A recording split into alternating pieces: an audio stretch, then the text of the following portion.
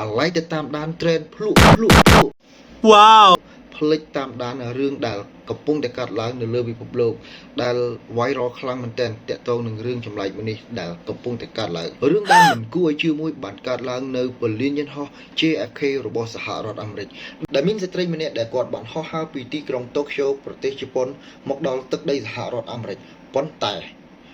ប៉ាសពតរបស់គាត់ដែលបានកាន់មកនោះគឺបានចេញដោយប្រទេសមួយទៀតដែលមិនមាននៅលើផែនទីពិភពលោករបស់យើងទេនេះហើយគឺជារឿងចម្លែកដែលកំពុងតែ viral ខ្លាំងមែនទែននៅក្នុងបណ្ដាញសង្គម TikTok ហើយឈ្មោះរបស់ប្រទេសដែលមិនមាននៅលើផែនទីពិភពលោកនោះគឺឈ្មោះ Torenza ខ្ញុំបានព្យាយាមរកនៅក្នុង Google Map ដែរហើយក៏ឆែកទៅលើ ChatGPT ក៏រកអត់ឃើញដែរអញ្ចឹងប្រទេសនេះពិតជាមិនមានមែននៅលើផែនទីពិភពលោកសូម្បីតែបញ្ជី